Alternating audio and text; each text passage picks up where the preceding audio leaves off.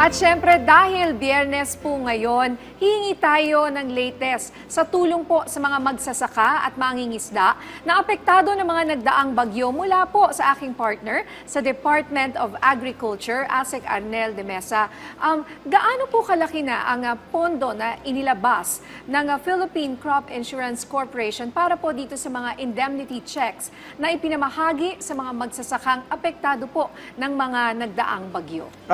Tama yun niya. So out of the 667 million na paunang inilaan ng Philippine Crop Insurance Corporation dito sa mga naapektuhan ng bagyong Christine at Leon, ay nakapamahagi na ang PCIC ng 51 million para sa 4,300 na mga magsasaka na benepisyaryo nitong ating tinatawag na insurance beneficiaries ng PCIC. Mula sa rehiyon ng Calabarzon, Mimaropa at Bicol Region, at inaasahan natin sa mga susunod pa na araw ay matapos na yung pamamahagi para dun sa kabuang 86,000 na mga magsasaka na pwedeng makinabang dito sa indemnification ng PCIC niya. At para nga po maunawaan ng ating mga kababayan, ano po ba ang kahalagahan ng mga indemnity checks na ito? Ano pong ibig sabihin nito? Bakit mahalaga ang crop insurance po sa ating mga magsasaka? Ninya, itong indemnity checks ay ibinabayad bilang indemnification nga doon sa mga nasira para yung ating mga magsasaka, alam natin marami tayong kalamidad, ay hindi sila matatakot na magtanim dahil alam nila na kahit masira, meron sila matatanggap na insurance. Just like any other insurance na kabayaran pag merong disgrasya doon sa kanilang mga pananim para makabangon sila muli at makapagtanim at magkaroon pa rin ng mga susunod na produksyon. May kailangan ba silang bayaran dahil insurance po ito? May kailangan ba silang ilabas na pondo?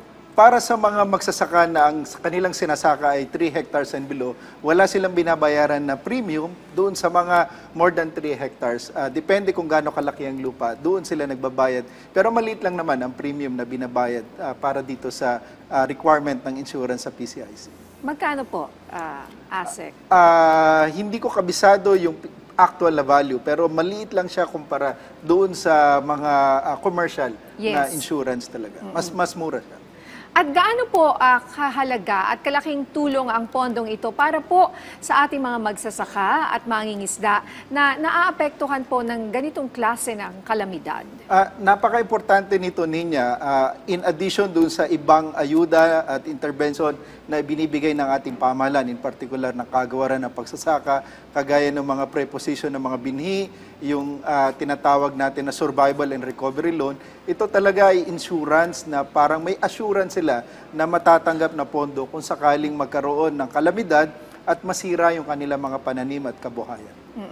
Alright, dito naman po tayo sa isa pang mas magandang balita naman tungkol sa expansion po ng Rice for All program ng pamahalaan. Kumusta na po ang inisyatibong ito sa ngayon? Magandang balita ngayon, Ninya, dahil patuloy na bumababa yung presyo ng bigas sa international market at base na rin doon sa kasunduan natin sa mga lokal na retailers dito sa Metro Manila, ay ibinaba na yung ating presyo rin ng Rice for All program. Nagsimula kami dyan at 45 pesos per kilo, and then noong nakaraang linggo lamang o buwan ay naging 43.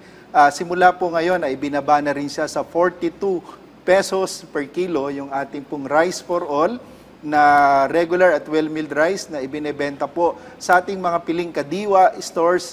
At inaasahan din po natin yung ating P29 naman ay mananatili at 29 pesos para sa mga vulnerable na miyembro ng ating komunidad, sa 4Ps, sa disabled, sa single parent na mga benepisyaro natin dito sa P29. Dito po sa mga nagdaang mga sunod-sunod na bagyo, syempre ang tanong ng marami, sapat pa ba itong mga binibigay natin na Rice for All sa ating mga kababayan?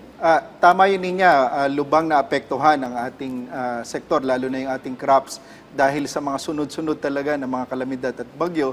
At inaasahan natin na bababa ang ating lokal na produksyon magmula pa nung third quarter hanggang ma-extend yan up to fourth quarter. Ang magandang balita naman ay maganda yung level natin ng ating importation na magbibigay ng balanse. So mas mababa nga yung taripa from 35 to 15. So mababalanse yung ating supply at yung presyo ay maaasahan pa rin natin na mananatili doon sa magandang level. At ngayon nga nakikita natin sa pamilihan yung 42 at 45 for regular at well-milled rice. O yan, kasi syempre nangangamba yung mga kababayan natin magpapasko. Yes. So sinisigurado po ng DA na mananatili po sa ganitong presyo Yes. ang ating bigas. Okay, sa ibang usapin naman na ASEC, ano naman ang dahilan nitong pansamantalang pagbabawal ng pag-import ng mga ibon po at mga poultry products mula sa mga bansang Austria at Japan?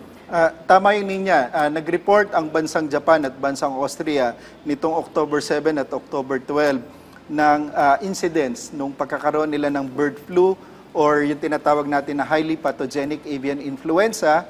At dahil dito, naglabas si Secretary Kiko Chu Laurel Jr. ng pansamantalang pagbabawal o temporary ban ng pag-import ng wild at domestic bird mula sa mga nasabing bansa, kasama na rin yung karne, itlog at semen para maprotektahan yung ating lokal na poultry industry.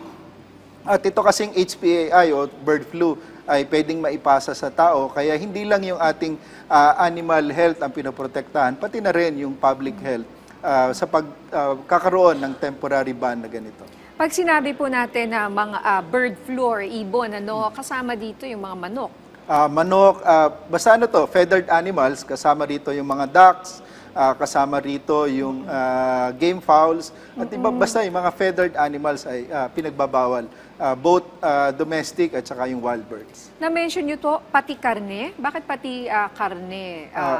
Yes, kasi yung virus kasi pwede rin na nadoon din pa sa karne. Basta hindi yan dumadaan doon sa tinatawag natin na heat treatment o heat process. Posibleng buhay yung virus na makasama kahit sa karne.